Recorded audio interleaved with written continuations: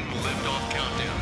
10, 9, 8, 7, 6, 5, 4, 3, 2, 1. Shuttle liftoff.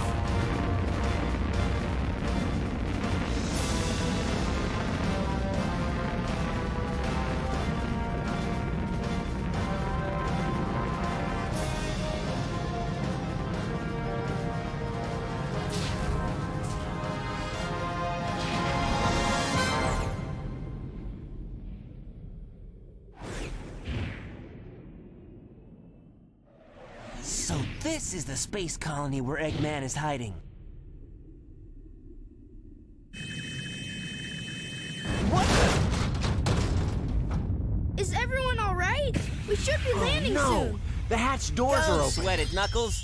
The only thing in the cargo bay are those What do you Master mean, don't Emeralds. sweat it? Right? Land the Knock shuttle it and off, let me Knuckles. out. We're gonna crash this thing if you keep that up. Oh no! Don't touch that lever! Whoa!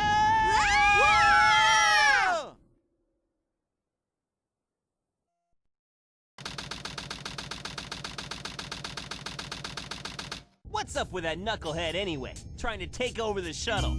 I thought we were toast for sure. Huh? Where did he go now? Looks like he bailed. This place looks deserted, dusty too. This place was shut down about 50 years ago because of a terrible accident. The first Bernoulli spherical space colony, called ARK. When it was operational, it was the most advanced research center of its kind. But looking at it now... Now it's an abandoned Ark, wouldn't you say? There's not much time left before Eggman fires that weapon again. We've got to hurry. Let's find the cannon and destroy it. Yeah! Someone designed that weapon to be impenetrable from outside attacks. Its defense shields are super strong, so we have to find a way to destroy it from Isn't inside. that a Chaos Emerald? It looks like it, doesn't it? But in fact, it's a fake one I created after researching the real emerald. It has the same wavelength and properties, but it's less powerful than the real one. It's designed to reverse the energy field inside the Chaos Emeralds and blow up. It looks so real, even a machine can't tell the difference. I'll find the power supply and destroy it. Sonic, you find the control room, okay? So the plan is, we'll switch the Chaos Emeralds when the machine is stopped, right? I hate you! You guys always leave me behind and have all the fun!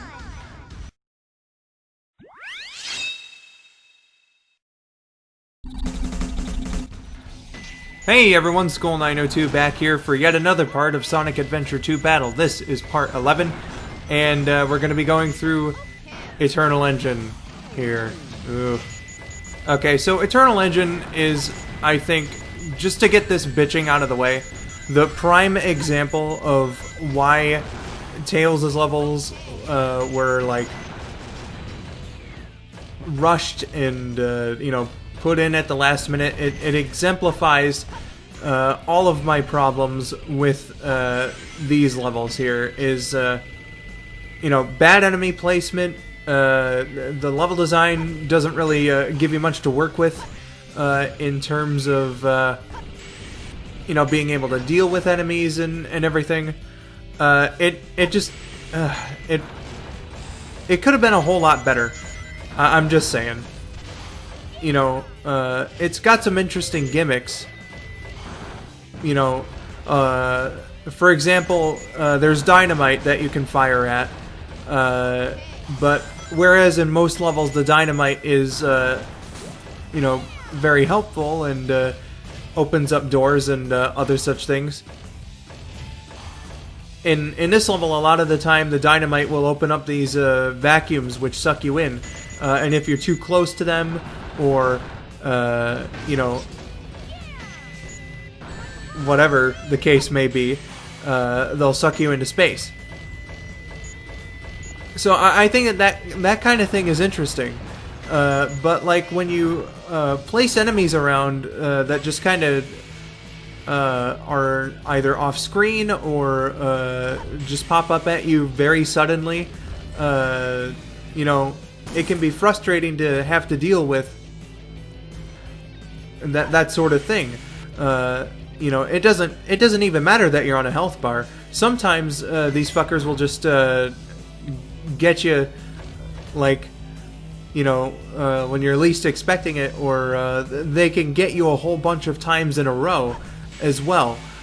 So there's a big problem with the way that the enemies are placed in Eternal Engine, and I think that sometimes the camera angles can fuck you up as well. There's some things working against this level, unfortunately, that I think, you know, make it not so much of an ideal experience. I'm saying, like, everything short of saying that it's bad, because, like, I don't think it's entirely bad. Like, it's got some interesting stuff to it, but, you know, yeah, like, the artificial chaoses here, I don't know if I really got in depth with them in the Dark story where they are, but, like, you know, they're also a pain in the fucking dick to deal with. You know, whether it be the ones that are skinny and you know, attack you with their arms, or the big fat ones that do the same thing, or the big fat ones that spout out a bunch of little ones, and sometimes it's hard to hit them. You know, it fucking sucks sometimes. It just fucking sucks. Much like this section, the camera can actually, like, really fuck with you in that section, and that's what caused me to die like 3 or 4 times on this level. I remember being so fucking frustrated when I was recording this level because of that. Usually the level would not fuck me over in that way, but for whatever reason, like, so, you know, sometimes I would hover across the gap, you know, and even though I did it just fine, I'd land on the platform, but then, like, the game would act as if I hit the edge and then just fall down into space and die. That was stupidly fucking frustrating to deal with. You know, and again, it's just a part of this level's problems. But I think that I've done enough bitching. I went, like, a bit over with my bitching. This here is Tails' last power-up that we're going to find. This is the bazooka. And much like other helpful items in the game, you can break the steel crates with them. So that's the function of the bazooka. I think it also increases your blast radius. I could have read the text blurb there and found out for myself, but yeah, you know, whatever. So, like, as we're getting into the end here of Eternal Engine, I do want to make mention of one more Sonic Christmas memory, and that would be 2014.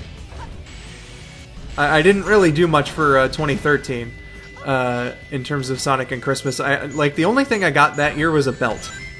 So, you know, but 2014 was a pretty good, fruitful year in terms of my fandom for Sonic and the holiday of Christmas. So, oh Jesus, the game's really fucking with me at this point. But in 2014, I got a Nintendo Wii. It's red. It's very nice. I quite like it. So for Christmas that year, like, because the only Wii game I had up to that point really was New Super Mario Bros. Wii,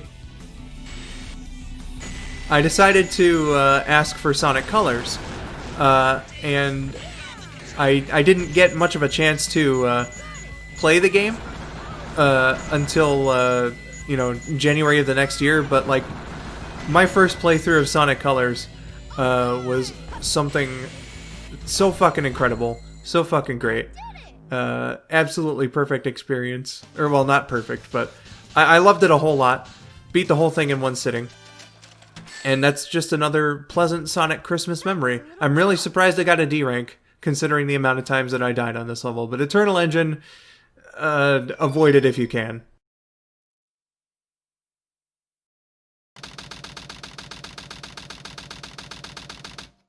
Okay, Sonic. Now put that emerald.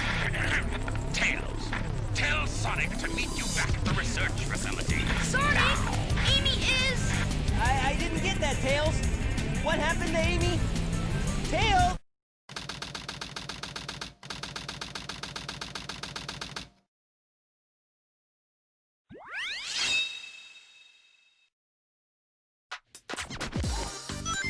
Well, gee, Sonic. Something bad's happened to Amy. Don't you feel like a bastard for looking at her ass now? But this is Meteor Herd, and god am I fucking embarrassed with my performance in this level. It's another E-rank thing. Again, like, I tried getting the sunglasses, and I failed miserably. I guess at some point the big meteor that spawns there just kinda disappears after a little while. I tried for like 3 minutes to get that thing, but there's like, you need a running start in order to blast it off. And like, there's not a whole lot of room to do that on that teeny little platform. So the sunglasses, as well as other upgrades, I'm gonna have to show off in the extra video. You know, it's no biggie losing out on the sunglasses, because again, there are other upgrades that I wasn't able to show off. So, you know, there is a power up here. You will see it in the extras. Just, you know, sorry that I wasn't able to show you in the main playthrough. But Meteor Herd, there's a gimmick. It's called Meteor Herd. So naturally, big floating meteors like that randomly, you know, shoot out at you. Or well, it is random, as I just said. You know, they can be a bitch and a half, and are part of the reason why this level really fucked with me in this run. Unfortunately, but like, you know, when they're not fucking with you, this level can actually be pretty fun.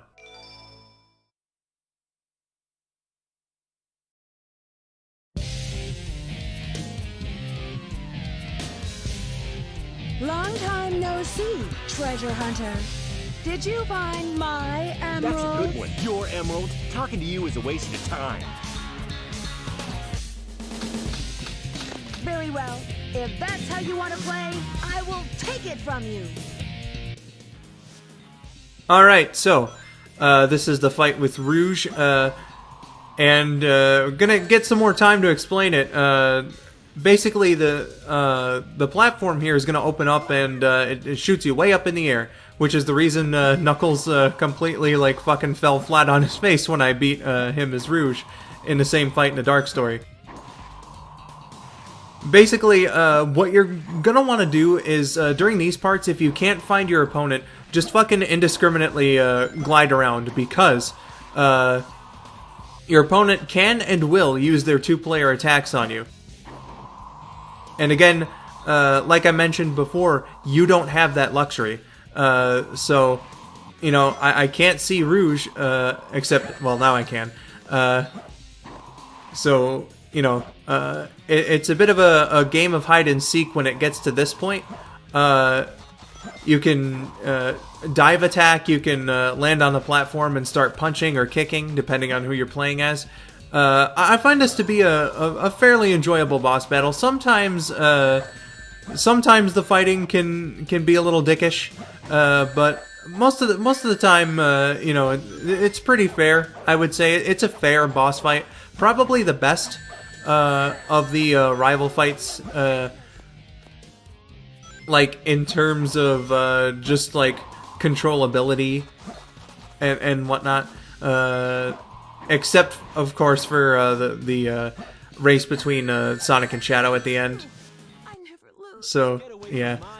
It's a pretty good fight, though. If not a little chaotic. But, you know, like, it's an enjoyable experience is what I'm trying to say. Not my favorite of the rival fights, but it's certainly up there. So, yeah, that'll do it for this part. Next time we're going to find out what exactly happened to Amy Rose, and cap off the hero story as well. Hope you stick around for that. I have been Skull902, thank you for watching, and have yourselves a wonderful day.